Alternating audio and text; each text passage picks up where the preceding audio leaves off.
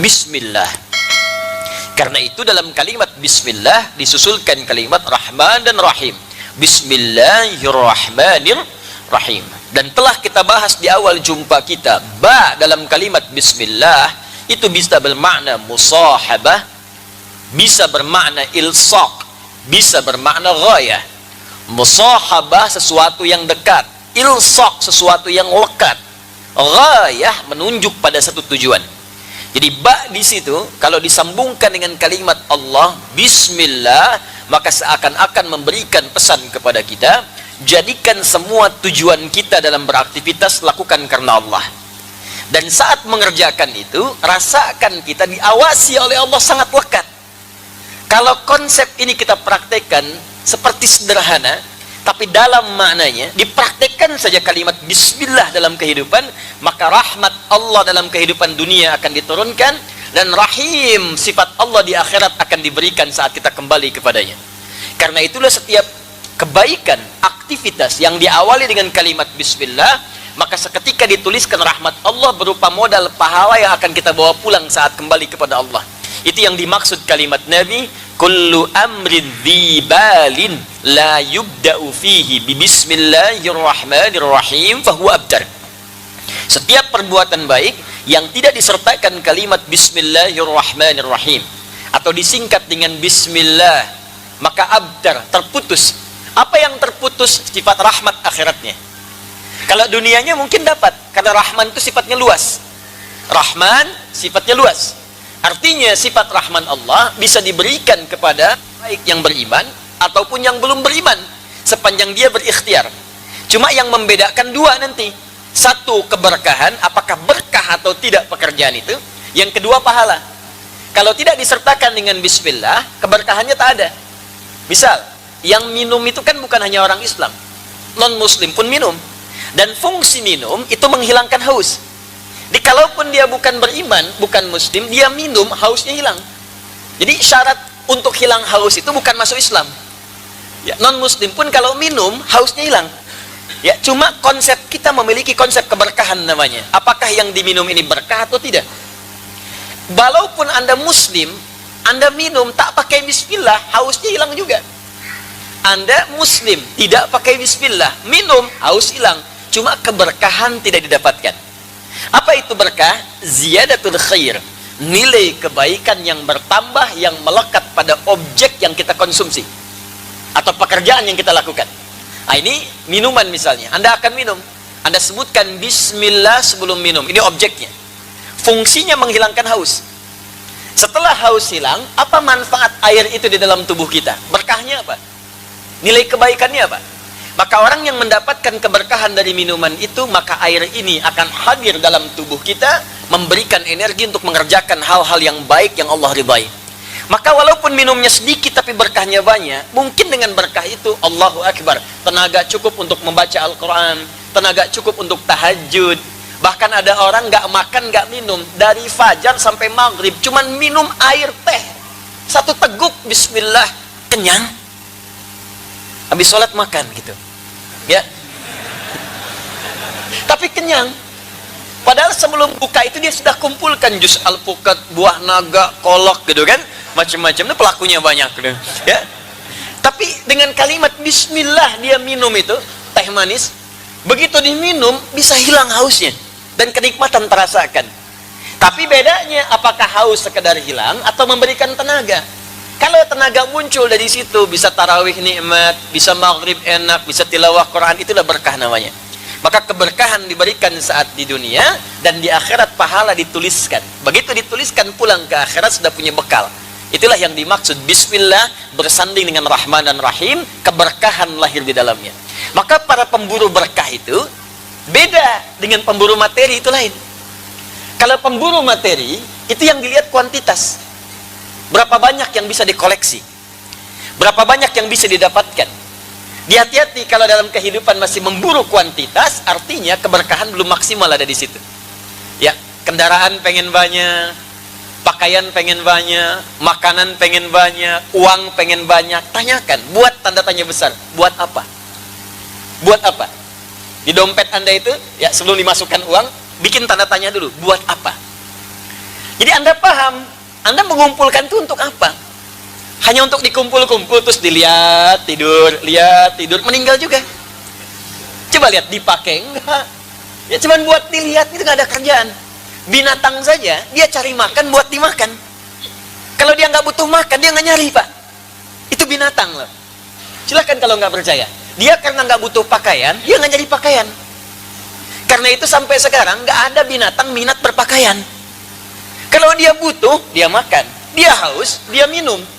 Cuman karena dia tidak punya akal, dia kerjakan dimanapun, apapun dia ambil. Kucing karena tak punya akal, dia nggak peduli ikan siapapun, ada ikan dia makan.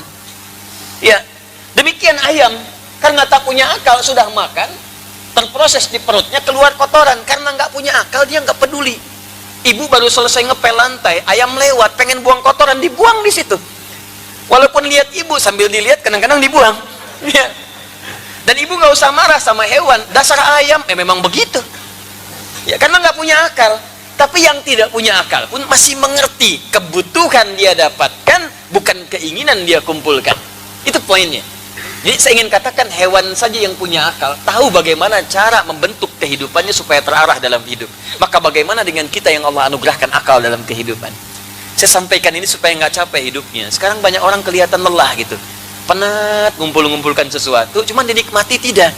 Maka silahkan cek keberkahannya ada tidak, fungsi kebaikannya. Itulah kalimat yang disampaikan dalam kalimat Bismillahirrahmanirrahim. Saat saya buka dengan harapan semoga pertemuan kita dirahmati, mendapatkan rahmat dan berkah dari Allah Subhanahu wa ta'ala. Taib, sekarang kita akan lanjutkan. Saya tidak ingin membahas sesuatu untuk dihafalkan. Hafalan itu bagus untuk menunjang pemahaman. Tapi yang saya inginkan dua hal. Apa yang telah kita dapatkan, pahami dengan baik walaupun sedikit, kemudian cepat amalkan sebelum kita wafat. Itu yang paling penting, supaya terasa apa yang kita pelajari itu. Jadi kalau nggak pernah diamalkan, nggak akan terasa kenikmatannya. Misal saya ajarkan kepada Anda, mari menghafal walaupun sehari cuma 1 ayat. Setelah itu besok praktekkan. Kalau nggak dipraktekkan, cuma jadi teori nantinya. Dan Anda nggak merasakan kenikmatannya. Di fungsi-fungsi yang dekat pada ibadah itu nggak terasa. Kata Allah, baca Quran melahirkan ketenangan. Kalau Anda cuma dapat informasi ini, nggak dipraktekkan, cuma jadi hafalan. Dan ketenangan itu nggak muncul. Karena itu ketika saya katakan, coba sertakan pekerjaan kita dengan bismillah. Ya, mau makan bismillah, mau kerja bismillah. Tapi maknanya, terapkan dalam hidup, bukan sekedar jadi hafalan. Jadi bukan cuma hafalan yang keluar di lisan. Kalau cuma keluar di lisan, anak kecil pun bisa. Burung beo bisa. Ya, ajarkan burung beo saat akan makan, baca bismillah. Nggak mau baca, nggak mau, jangan kasih. Begitu dia baca bismillah, kasih, bismillah, kasih. Beo pun bisa.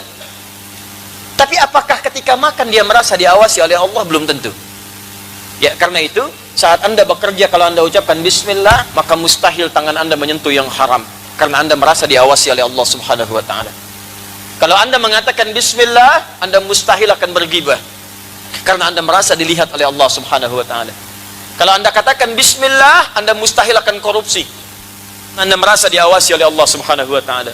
Maka cukup kalimat bismillah akan merubah hidup kita dengan sempurna di hadapan Allah Subhanahu wa ta'ala. Kita teruskan pertemuan kita insyaallah pada bagian yang ketiga dari wujuhul i'rab, hal-hal yang terkait dengan keutamaan surah Al-Fatihah, pengantar kepada praktek fikih dalam kehidupan harian kita. Setelah itu kita masuk kepada al-ahkam asy-syar'iyyah, hukum-hukum fiqih terkait dengan surah Al-Fatihah. Semoga Allah berikan kemudahan kepada kita untuk mengaji, memahami dan mengamalkannya insyaallah. Bismillahirrahmanirrahim. Thalithan, yang ketiga, saya minta maaf sebelumnya. Di pertemuan lalu saya menyampaikan akan berusaha mengopi dulu sebelum kita belajar, tapi tidak datang kesempatan dengan saya karena saya baru kembali dari Jakarta tadi. Jadi untuk malam ini tolong didengarkan, disimak dulu ya.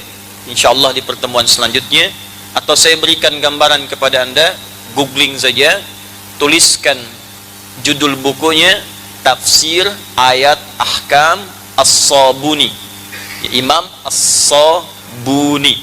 Ya, klik itu nanti keluar di PDF, Anda download. Ya, nanti sesuaikan pembahasannya dengan apa yang kita bahas. Mungkin halaman bisa berbeda karena cetakannya tidak sama, tapi insya Allah kalimatnya akan sama sepanjang itu bersumber dari orang yang sama. Jelas ya? Baik. Sementara dengarkan dulu, jangan googling sekarang ya. Ingat, jangan macam-macam kalau saya sedang pegang kitab, bisa di-smash nanti ya. Bismillahirrahmanirrahim. Thalithan, aspek yang ketiga. Qauluhu ta'ala iyyaka na'budu wa iyyaka nasta'in. Ada pembahasan yang melekat pada kalimat di firman Allah Subhanahu wa taala, iyyaka na'budu wa iyyaka nasta'in. Apa wujuhul i'rab? Ya, aspek gramatikal bahasa yang ada di sini yang berpengaruh pada kehidupan kita secara fikih. Apa kira-kira yang bisa kita pelajari? Ikhtalafal mufassiruna fi iyyaka. Para ahli tafsir berbeda pendapat, punya keragaman pandangan, menilai posisi kalimat iyyaka dalam kalimat yang tersambung dengan na'budu dan nasta'in. Kan sebelum kalimat na'budu dan nasta'in ada kalimat iyyaka ya. Nah, posisinya di ilmu i'rab itu sebagai apa?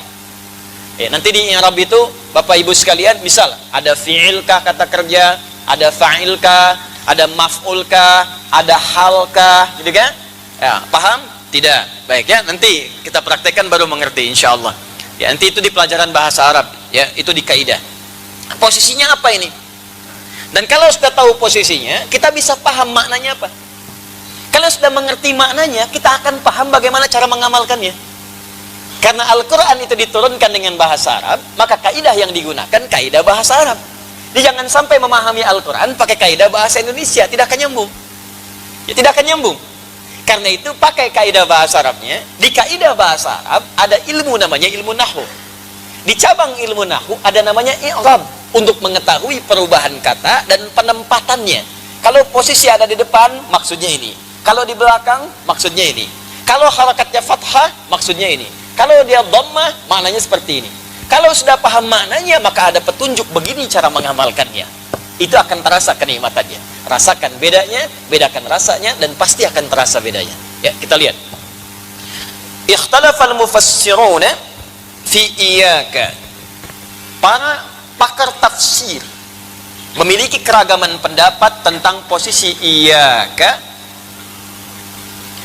dalam hal i'rab, ya. Sebelum kalimat na'budu juga nasta'in. Masih ingat di ayat yang kelima, iyyaka na'budu wa iyyaka nasta'in. Jadi sebelum kita mengucapkan na'budu, kita ucapkan iyyaka kan? Iyyaka na'budu. Yang kedua, wa iyyaka nasta'in. Nah, ini kalau kita urai asal kalimat ini, itu seperti apa posisinya? Di sini setidaknya ada dua pendapat yang paling utama. Dan nanti saya akan uraikan kedua pendapat ini, sesungguhnya seluruhnya akan mewakili keluasan makna firman Allah Subhanahu wa taala. Jadi kalau saya menilainya bukan pendapat, justru itulah mukjizat lafaz Al-Quran yang memiliki makna yang luas. Ditafsirkan dari sudut manapun akan menjangkau setiap sudut-sudutnya, sesuai dengan apa yang bisa kita amalkan, sesuai dengan kemampuan yang bisa kita raih. Ya, makanya nanti ketika Al-Quran itu diturunkan, pernah saya sampaikan di awal mula pembahasan, kan cara bacanya bisa beragam kan? Yang nggak bisa baca A pakai E imalah, jadi wadduha bisa dibaca wadduhe. Ya, jadi bukan pendapat, tapi keluasan yang diberikan sesuai kemampuan hamba untuk mengucapkannya. Maka orang yang nggak bisa baca A, bisa baca pakai E. Dan makna tidak berubah. Wadduha dengan wadduhe maknanya sama. Ya, sama dengan sepeda dengan sepeda. Sepeda benda itu juga. Sepeda itu juga. Jelas ya? Nah, maka ini bukan keragaman sekedar ragam atau warna yang berbeda, tapi kemudahan yang Allah berikan sebagai hikmah, sehingga ada kesanggupan saat kita mengamalkan apa yang diperintahkan. Jelas? Baik. Bagaimana pendapat yang dimaksudkan? Fadhahabal muhaqqiquna ila annahu dhamirun munfasilun mansubun bil fi'li ba'dahu wa asluhu na'budu wa na'buduka wa nasta'inuka. Falamma qaddima adh-dhamirul muttasilu asbaha dhamiran munfasilan wal kafi lil khitabi wala mawdu'a laha min al-i'rabi. Paham? Tidak. Asal dari kata iyyaka, perhatikan, nanti saya sambungkan ke ilmu balaghah. Ya, awas, kita padat ilmu dulu ya, supaya nanti teorinya kita pahami dengan argumentasi yang kuat. Jadi dasar ilmunya jelas. Asal kalimat ini, kalau di bahasa Arab standar, di luar Al-Quran, kalimatnya begini asalnya. Na'buduka. Na'buduka. Ya. Yang ini, asalnya nasta'inuka. Gini asalnya. Ka-nya di sini. Ka ini asalnya nyambung dengan kalimat sebelumnya. Ini kata kerja. Na'budu, kami beribadah, salat, menyembah. Nasta'in, kami minta tolong. Kepada siapa? Kepada Allah. Maka diganti dengan dhamir, kata ganti. Ya, ka, kepadamu ya Allah. Ditarik menjadi kata kedua untuk menghadirkan di hadapan kita seakan-akan kita diawasi. Ini yang disebut dengan ihsan. Makanya saat mengucapkan kalimat ini, rasakan Allah mengawasi kita persis saat sholat. Ini yang jarang orang lakukan. Ini begitu Anda mengatakan begini, Iyyaka na'budu wa iyyaka nasta'in. Itu asal kalimatnya, na'buduka ya Allah, nasta'inuka, ka-nya itu engkau. Saya mau katakan begini, kalau engkau, Anda, itu artinya, maaf, kata kedua, pertama atau ketiga? Kedua. Pertama saya, dhamir mutakallim. Kedua, Anda, kamu. Ketiga, dia. Perhatikan, saya, kamu, dia. Kata kerja pertama, saya. Kata ganti orang kedua, kamu, engkau. Kata ganti orang ketiga, dia, mereka. Jelas sampai sini?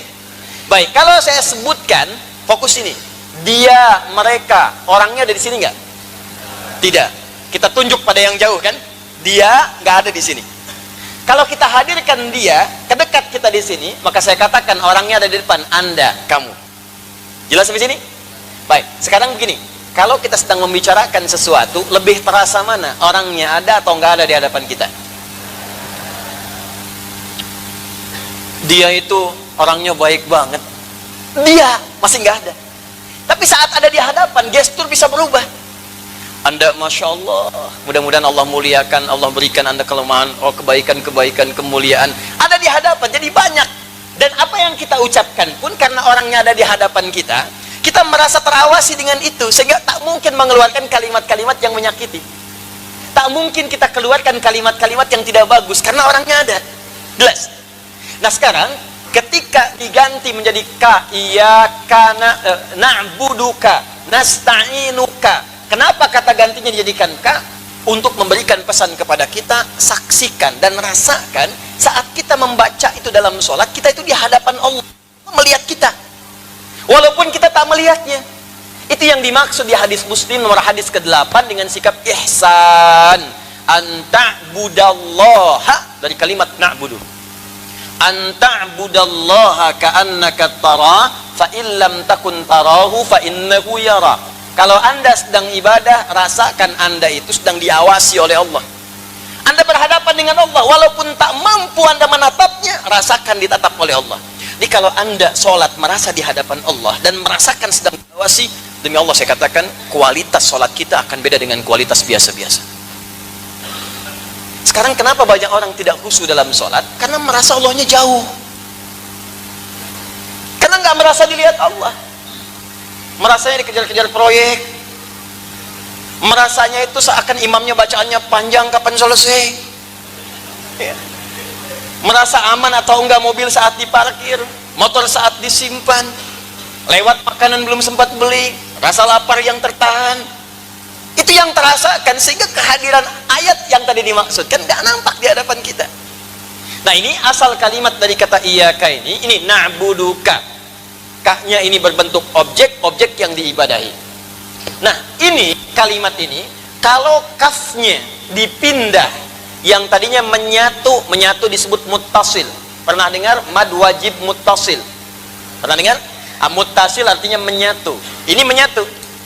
Kalau kita pindahkan ke depan, ka-nya dikedepankan. Maka kalau ka dikedepankan, dalam kaidah bahasa Arab mesti masuk iya sebelum ka. Karena dia akan berubah dari muttasil menjadi munfasil. Apa itu munfasil? Terpisah dari kalimat sebelumnya, nggak bisa disambung lagi. Fokus, fokus. Ini muttasil, bisa disambungkan. Na'buduka, karena dal nggak bisa nyambung maka terputus di sini, tapi ini tetap nyambung. Nasta'inuka, karena nun bisa masuk ke kaf maka ini nyambung begini. Disebut muttasil, bisa nyambung. Kalau kita ingin pindahkan kafnya ke depan sebelum nasta'in, ke depan sebelum na'budu, maka kaf ini tidak akan bisa nyambung ke depannya secara kaidah. Karena tak bisa nyambung disebut munfasil namanya. Untuk membedakan dengan muttasil maka tambah iya di depannya. Maka iya kak di kaidah bahasa Arab disebut domir munfasil namanya. Nih, memindahkan kaf ini ke depan kalimat, karena pindah ke depan ditambahkan iya di depannya. Paham sampai sini? Nah, yang penting kita pahami kenapa mesti pindah ke depan. Kan di belakang juga bisa. Maka untuk membaca ini, ilmunya muncul ilmu yang ketiga, disebut ilmu balaghah. Ada nahwu, ada sharaf, ada balaghah. Dibaca pakai bahasa Arab, bukan bahasa Sunda. Bahasa Sunda namanya balaga. Balaghah. Ini ya. Di ilmu balaghah ada 3 cabang ilmu. Pertama ma'ani, kedua bayan, ketiga badi'. Ma'ani untuk memilih diksi yang sesuai saat diungkapkan. Apa kata-kata yang tepat saat akan kita berucap, tergantung objek di hadapan kita siapa. Kepada anak kecil bagaimana kalimatnya, kepada remaja seperti apa kata-katanya, kepada orang dewasa seperti apa untaian katanya. Itu ma'ani namanya, diksinya. Kalau katanya sudah ada, bagaimana merangkainya supaya jelas diterima, itu bayan namanya. Bayan. Contoh, saya ingin katakan kepada bapak saat kita akan memulai sholat, Pak, tolong luruskan safnya. Pilih kalimat supaya dengan kalimat itu benar siapa yang akan kita tuju. Anak kecil, luruskan. Ya, remaja, Mas, tolong luruskan. Orang tua, Pak, mohon maaf, bisa diluruskan? Kan nggak mungkin kita gunakan ke bapak-bapak, tolong luruskan. Anak kecil, maaf, Mas, tolong luruskan, nggak mungkin kan? Nah, ketika memilih disebut dengan ma'ani, ketika menyampaikan supaya jelas disebut dengan bayan. Ada yang ketiga namanya badi'ah. Badi itu ilmu bagaimana menghias kata supaya saat disampaikan orang enak menerimanya. Jadi jangan sampai jelas tapi nggak ngenakin. Pak, tolong lurusin ya. Apa nggak paham juga bapak? Kan nggak enak. Ya, nah ini disebut badi ya namanya. Ya, Anda mau melamar seseorang dengan kalimat di Arab sering menggunakan badi'ah. Ilahi lastu lil firdausi ahla wala aqwa 'ala an-naril jahimi fahabli taubatan waghfir dhunubi fa innaka ghafirudz dzambil 'azimi. Duhai bapak mertua, memang saya ini tak seperti kelihatan ahli surga Firdaus seperti ada yang dikehendaki di rumah bapak. Tapi saya pun tak kuat berpisah dengan anak bapak seperti berada di neraka jahanam.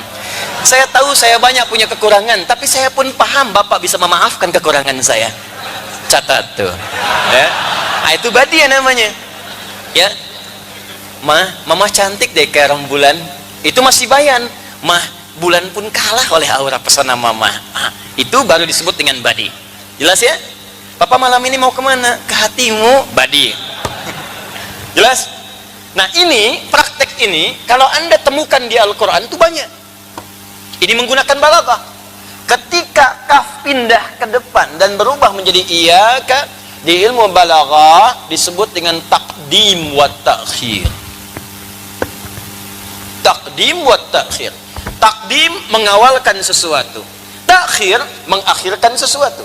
Kalau ada kata ganti kemudian muttasil diawalkan menjadi munfasil, di ilmu takdim di balaghah disebut dengan ikhtisas namanya. Ikhtisas.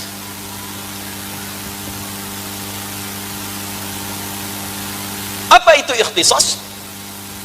Ikhtisas itu secara singkat lebih dari kata khas. Ada khas, ada ikhtisas, itu beda. Kalau khas sesuatu yang spesial, khusus. Tapi kalau ikhtisas berusaha menjadikan sesuatu ini khusus, spesial, yang ini saja, bukan yang lain. Saya ulang, khas, spesial, khusus. Kiai khas, kiai spesial. khusus, gak sama dengan yang lain. Tapi kalau ikhtisas, berusaha menjadikan yang ini spesial, khusus, beda dengan yang lain. Jadi kalau Anda ingin mengkhususkan sesuatu dan fokus pada yang ini saja dan menepikan yang lainnya, maka dalam ilmu balaghah disebut dengan kaidah ikhtisas. Di antara caranya, robahlah domir muttasil menjadi munfasil, ka menjadi iyaka. Jadi ketika ka dijadikan iyaka dan Allah menyampaikan kalimatnya bukan ka tapi iyaka, iyyaka na'budu wa iyyaka nasta'in, maksudnya berlaku hukum ikhtisas. Jadikanlah ibadahmu itu, kerjakan spesial hanya untuk Allah saja, khusus, tepikan yang lain. Jadi kalau sedang sholat, yang lain tepikan, udah hilangkan aja, nggak usah masuk ke benak kita. Motor hilangkan udah, ya mohon maaf, sendal hilangkan, mobil hilangkan. Tolong catat kalimat saya, jangan dipotong ya. Maksudnya bukan hilangkan hilang, ya. Ya. Dalam benak kita hapuskan, jangan munculkan. Ya, jangan munculkan. Ya, motor apa kan? Kunci apa kan? Mobil, istri. Nah.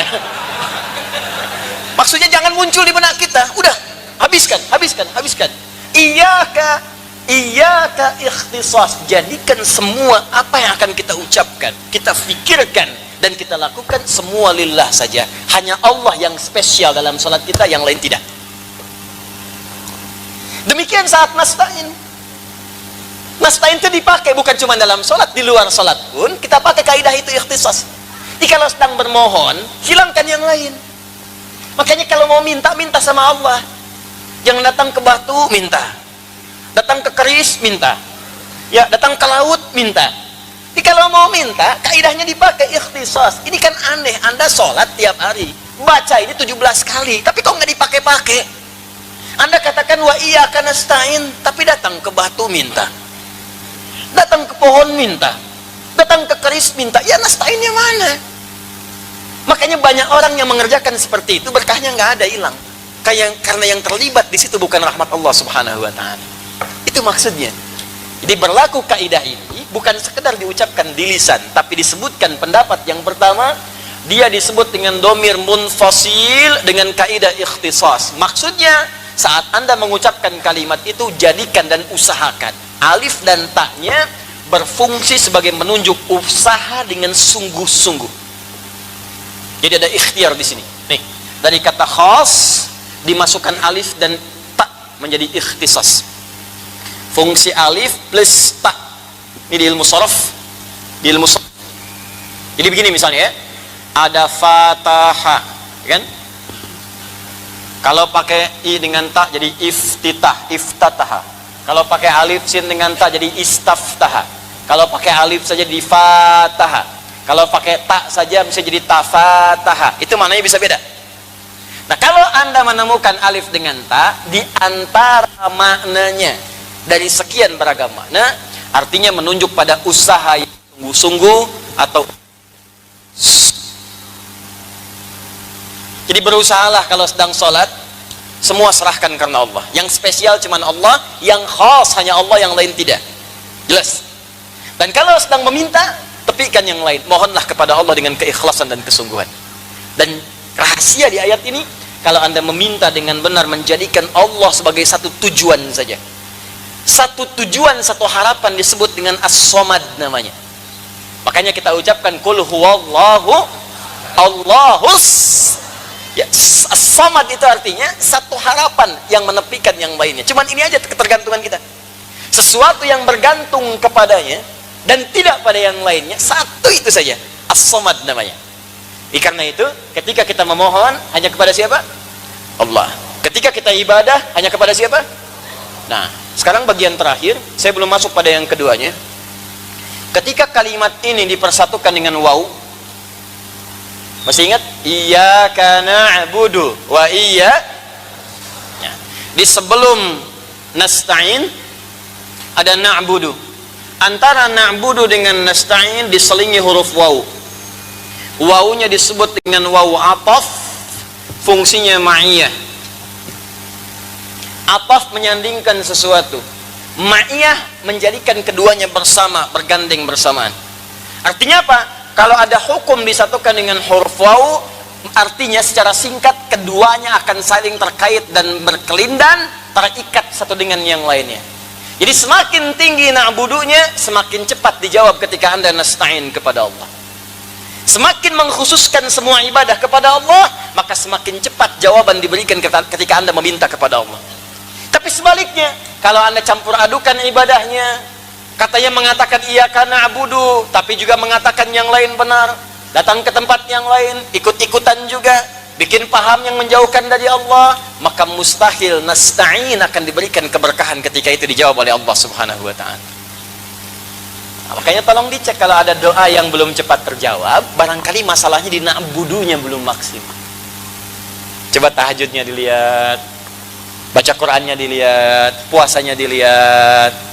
Kalau sudah rajin, tahajud sudah, puasa sudah, menghafal Quran juga iya, tapi kenapa masalah nggak pernah tuntas? Mungkin iyakanya yang bermasalah, keikhlasannya, lillahnya yang kurang. Anda mungkin ibadah itu untuk ngejar dunia, ya tahajudnya supaya besok kuliah lulus IPK 4, ya, pekerjaannya lancar, ya kan? Semuanya bisa baik. Mungkin ada kaitan-kaitan itu. Itu yang coba kita jernihkan dulu. Tidak salah memang, tapi tidak akan maksimal. Karena motivasi untuk ibadah ada juga nanti jawaban yang menyertainya, termasuk harapan-harapan untuk mewujudkan sesuatu.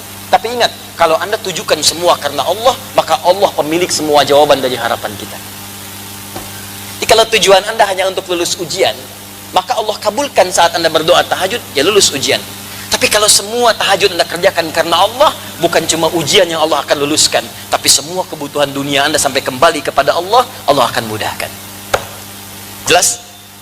Baik. Pendapat kedua, ini kita baru ngaji iyyaka, baru satu, ya. Wa dhahaba akharuna ila annahu dhamirun mudhafun ila ma ba'dahu wa la yu'damu dhamirun udhifa ila ghairi. Pendapat kedua mengatakan ini iyyaka itu kata ganti, asalnya bukan ka yang dimajukan, memang sudah iyyaka. Kalau yang tadi mengatakan iyyaka asalnya dari ka, na'buduka, nasta'inuka, cuma dikedepankan ka-nya jadi iyyaka. Jelas? Yang kedua mengatakan ini asalnya bukan dari ka yang dimajukan, memang sudah iyyaka, cuma iyyaka yang ini iyyaka yang disandarkan pada kalimat setelahnya. Dalam kaidah ilmu nahwu, menyandarkan sesuatu disebut dengan mudhaf namanya. Mudhaf. Yang jadi sandaran disebut mudhaf ilaih. Anda punya teman namanya Ahmad, datang ke kajian, nyandar di tembok. Mudhaf ya. Itu mudhaf. Mudhaf menyandarkan sesuatu pada yang lainnya. Kalau ada kalimat disandarkan pada kalimat lain, maka yang disandarkan itu disebut dengan apa namanya? Mudhafun. Pendapat yang kedua mengatakan iyyaka di ayat ini bukan dari ka yang dimajukan, tapi dia asli kalimat iyyaka yang disandarkan pada kalimat setelahnya. Ini, lihat sini. Spidol umum, spidol adi. Spidol disandarkan pada kalimat adi. Saya tanya, berubah makna tidak? Ini spidol, ini adi. Dua hal yang terpisah. Tapi kalau saya sandarkan spidol ini kepada kalimat adi, spidol adi, berubah tidak dari yang pertama? Berubah ya? Spidol ini adi, ini spidol ya spidol, adi ya adi. Kalau orang mau pakai spidol silahkan saja, karena spidol ini masih umum. Tapi ketika saya katakan spidol adi, spidolnya disandarkan pada kata adi, maka berubah kemudian pemaknaan kata spidol ini tidak seperti yang pertama. Maka yang pertama, spidol ini jadi milik adi. Jelas? Yang kedua, saya yang berhak mengatur spidol ini mau digimanakan. Apa fungsi spidol? Menurut Anda, karena ini punya saya, terserah saya. Ini bukan buat nulis, ini bukan buat melontar yang ngantuk. Ya terserah saya, punya saya. Kenapa yang ngatur mesti Anda? Jelas ya? Nah, ini lihat. Iyyaka na'budu. Karena kalimat iyyaka na'budu itu tadinya terpisah. Cuman kata pendapat kedua, iyyaka ini bukan ka yang dimajukan. Ini kalimat asli, ini kalimat asli. Cuma ini disandarkan ke sini. Jelas? Karena disandarkan, iyyaka na'budu wa iyyaka nasta'in. Bukankah sesuatu yang disandarkan menjadi dekat kemudian? Ini jauh Spido, sandarkan dengan adik, saking dekatnya jadi punya adik. Adi berdiri di samping papan tulis, Adi waqifun jadi sebor. Tapi kalau seperti ini, Adi sudah bersandar dengan papan tulis. Adi lasiqun ma'as-sabur. Adi sudah menempel dengan papan tulis. Saya tanya pada Anda, maaf, apakah sekarang posisi saya sudah dekat dengan papan tulis? Sekarang jauh atau dekat? Sekarang jauh atau dekat? Dekat kan? Ketika kalimat iyyaka disambungkan dengan na'budu, seakan memberikan pesan kepada kita. Jangan hanya merasakan saat sholat Allah mengawasi kita, tapi rasakan Allah sangat dekat mengawasi kita.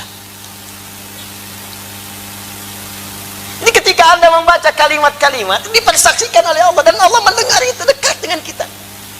Makanya apa Anda nggak pernah merasa malu kalau kita membaca kalimat Al-Fatihah masih belepotan bacaannya? Masih belum fasih bacaannya. Mau sampai berapa tahun? Anak kecil 4 tahun sudah belajar Quran pakai tajwid, tahsinnya lulus sempurna 100%. Anda diberikan 40 tahun, sampai malam ini Al-Fatihah masih belum fasih diucapkan. Anda butuh berapa tahun lagi? Apa nggak malu Anda pulang menghadap Allah? Dan 17 kali setiap hari diucapkan. Makanya luangkan waktu sebelum pulang, sebelum film kita diputar saat kembali kepada Allah. Sedang sholat nih. Coba lihat anak-anak kecil, kadang mesti belajar dari kehidupan kita. Kalau ingin kita mendekat kepada Allah, dekat-dekat ke kuburan, lihat orang wafat. Sekarang banyak orang wafat, setiap hari jadi berita. Jadi kalau dulu Nabi memberikan wasiat kepada kita, kalau ingin mencas iman kita supaya terus naik baik, kadang-kadang luangkan waktu untuk berziarah, datang ke kuburan, lihat mungkin kita esok yang ada di situ. Sekarang Pak Ibu, setiap hari berita tentang orang wafat memenuhi lini masa kita. Di handphone dilihat, ada yang meninggal. Dibuka di TV, ada yang musibah, sekian wafat. Jadi kalau yang tadinya disuruh ke kuburan, sekarang yang wafatnya muncul ke permukaan dan belum kita yakin dengan kematian, maka perlu musibah apalagi mengingatkan kita dekat dengan Allah Subhanahu wa Ta'ala. Coba praktekkan saat sholat. Rasakan Allah mengawasi kita. Malu kalau bacanya nggak enak. Anda pada pimpinan aja bikin proposal harus bagus, nggak bagus dicoret. Sekarang yang menciptakan pimpinan Anda hadir mengawasi kita. Apa kita nggak malu diawasi dalam keadaan yang tidak baik? Barangkali nasta'in itu belum maksimal kita terima ketika kita berdoa, karena na'budunya kurang bersungguh-sungguh kita siapkan kepada Allah Subhanahu wa Ta'ala. Menutup bagian pertama ini, sebelum berpindah kepada poin yang lainnya, nanti poinnya setiap akan sholat, berusahalah setiap hari untuk memperbaiki bacaan kita, memperbaiki cara sholat kita. Dan bayangkan saat itu Allah mengawasi kita semua. Demi Allah saya katakan, akan terjadi perubahan dalam kehidupan dan setiap doa-doa yang kita panjatkan. Telah disampaikan bahwa kalimat iyyaka na'budu wa iyyaka nasta'in, pada kalimat iyyaka terdapat dua makna utama. Yang pertama menyebutkan bahwa iyyaka kedudukannya adalah dhamir munfasil, kata ganti yang terpisah dengan kata kerja setelahnya. Asal katanya ka bersambung dengan na'budu, jadi na'buduka, juga bersambung dengan nasta'in, nasta'inuka. Dikedepankan sehingga terpisah dengan kata kerjanya dari muttasil menjadi munfasil. Maka secara kaidah untuk membedakan muttasil dengan munfasil ditambahkan iya di depan ka, maka menjadi iyyaka na'budu wa iyyaka nasta'in. Dalam tinjauan ilmu balaghah, ketika dimajukan sebuah dhamir muttasil menjadi munfasil dan dihadirkan di depan, maka disebut dengan ikhtisas namanya. Berusaha mengkhususkan sesuatu sehingga fokusnya pada yang dikhususkan itu saja, bukan pada selainnya. Maka nama yang pertama ini memberikan kesan kepada kita, jikalau kita ingin khusyuk dalam ibadah, ingin fokus hanya menyembah Allah saja, maka berusahalah setiap solat kita jadikan semua fokus kita hanya untuk Allah saja. Yang lain kita tepikan. Ini yang dimaksud kalimat pembuka saat kita takbir, Disebutkan dalam hadis riwayat Abu Daud, ketika kita bertakbir mengucapkan fayaqulu, kata Nabi, Allahu Akbar. Ucapkan Allahu Akbar. Ada kabir, ada akbar, itu berbeda. Ketika Anda ucapkan kabir, sesuatu yang besar, agung, berharga, penting. Akbar ismu tafdil, lebih penting. Karim, mulia. Akram, lebih mulia. Iqra bismi rabbikal ladzi khalaq, khalaqal insana min 'alaq. Iqra wa rabbukal akram. Muhammad, baca. Bukan karena engkau tak pernah punya guru untuk mengajarkan engkau membaca. Bukan karena engkau tak pernah sekolah sehingga engkau bisa membaca. Tidak. Niatkan membaca itu karena Allah yang lebih mulia dibanding semua guru dan tempat-tempat belajar itu. Jadi kalau guru saja bisa mengajar, bisa membaca, apalagi Allah yang lebih mulia daripada itu menjadikan kau sekarang bisa mengikuti bacaan. Itu ismun tafdil. Kita mengucapkan Allahu Akbar. Jikalau ada kabir, maka hanya Allah yang akbar. Satu-satunya yang agung, satu-satunya yang besar, satu-satunya yang istimewa. Karena ada Allah yang paling akbar, maka kabir-kabir yang lain buang. Proyek masyru' kabir, proyek besar, buang dulu. Bait kabir, rumah besar, buang dulu. Kendaraan yang penting, buang dulu. Karena sekarang saat kita sedang sholat, kita hanya mengatakan hanya Allah yang akbar, yang lain kecil semua. Itu yang dimaksudkan. Makanya ketika tangan mengangkat di hadis Muslim, nomor hadis 397, termasuk juga di Al-Bukhari nomor hadis 711, ketika mengangkat tangan mihadwa mankibaihi, baik sejajar dengan bahu ataupun sejajar dengan daun telinga. Di sini riwayat An-Nasai nomor hadis 1101, di sini ya. Ketika mengangkat sejajar dengan bahu ataupun sejajar dengan daun telinga, dua-duanya sama. Yang telapak menghadap ke depan, yang punggung menghadap ke belakang. Buang urusan dunia semua ke belakang. Dan jadikan semua fokus hanya kepada Allah. Hadapkan dirimu ke depan, ke kiblat, dan jadikan Allah yang maha besar. Buang semua ke belakang. Kenapa sholat sering terganggu? Karena ketika lisan mengucapkan Allahu Akbar, dunia pada masuk. Itu nggak dibuang. Itu yang dimaksudkan. Makanya dalam kalimat iyyaka na'budu, ikhtisas, majukan iyyaka ke depan untuk mengkhususkan, berusaha. Kalau sudah takbir, usahakan semuanya karena Allah. Nanti makna luasnya bukan hanya sholat. Sholat itu hanya latihan. Sholat, latihan membuat kita tersambung dengan Allah. Karena itu ibadahnya disebut dengan sholat, dari kata silah. Ya, silah. Wasala yasilu silatan, silaturahim. Ya, kita berkumpul untuk bersilaturahim. Maksudnya apa? Kita berkumpul untuk mengeratkan hubungan. Puncak silaturahim bukan saat kumpul, saat berpisah. Kalau saat kumpul Anda menyapa, wajar orangnya ada. Tapi kalau sudah berpisah, Anda mendoakan, Anda juga menyapa juga, Anda juga masih ingat dengan dia, mendoakan yang baik-baik, itu yang disebut silah namanya. Terhubung walaupun dimensinya sudah terpisah. Ibadah yang melatih kita terhubung dengan Allah disebut sholat namanya. Karena itu dalam bahasa Arab, doa pun disebut sholat. As-sholatu hiya doa. Kenapa sholat disebut dengan doa dan doa disebut dengan sholat? Karena saat berdoa kita terhubung dengan Allah subhanahu wa ta'ala. Makanya kalau orang berhasil sholatnya, bukan sekadar saat sholat, selesai sholat pun dia ingat Allah. Itu yang dimaksudkan. Di konteks luasnya iyyaka na'budu itu, bukan hanya saat sholat, pasca sholat pun hubungannya tersambung dengan Allah.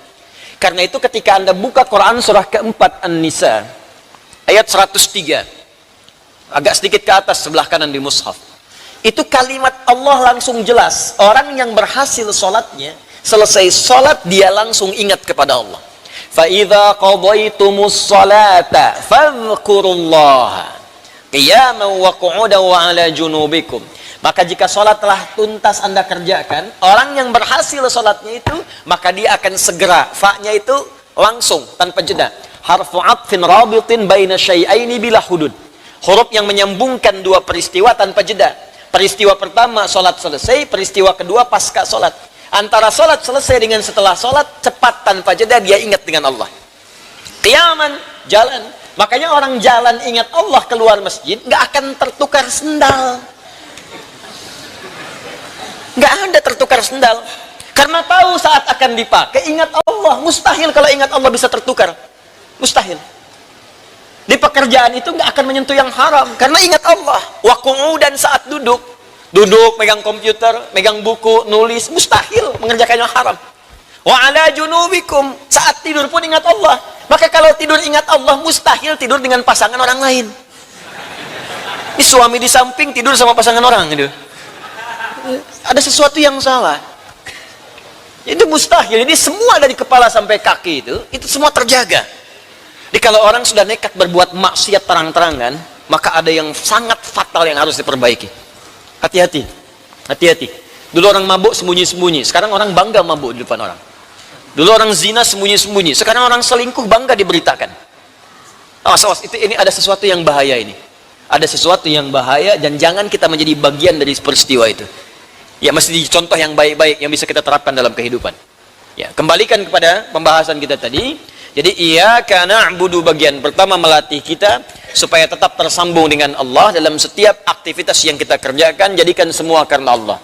Kalau semua sudah karena Allah, maka wa disertakan di dalam kebutuhan dia, nasta'in, iyyaka nasta'in, maka semua kebutuhannya akan dikhususkan oleh Allah Subhanahu wa taala sepanjang ia hanya meminta kepada Allah saja. Contoh paling jelas dari keterangan ini di Al-Qur'an itu indah, Pak, Bu. Menerangkan sebuah teori, ya, baik itu informasi perintah atau larangan, diberikan kemudian penjelasan yang detail, setelah itu diberikan contoh supaya kita bisa memahami dengan jelas. Kalau bahasa tegasnya begini, kalau sudah dicontohkan terjadi belum yakin juga seperti apa lagi mesti diberikan penjelasan. Contohnya Maryam, dan Allah memilih bukan nabi bukan rasul supaya kita tidak kemudian mengatakan kepada Allah dia kan nabi, ya Allah dia kan rasul. Allah berikan contoh yang bukan nabi dan rasul untuk memberikan pendidikan terbaik untuk kita. Maryam bukan nabi, bukan rasul, seorang perempuan yang sangat salihah, hasil pendidikan kedua orang tuanya. Jadi kalau Anda menginginkan anak yang salih, maka jadilah orang tua yang salih. Ingin anak yang salihah, maka jadilah ibu yang salihah, istri yang salihah. Maka otomatis kesolehan orang tua akan langsung menurun kepada anaknya, jika itu disiapkan untuk diteruskan. Tapi kalau didiamkan, gak akan nyambung. Didiamkan tuh bapaknya soleh sendiri, ibunya soleh sendiri, gak pernah diturunkan kepada anak.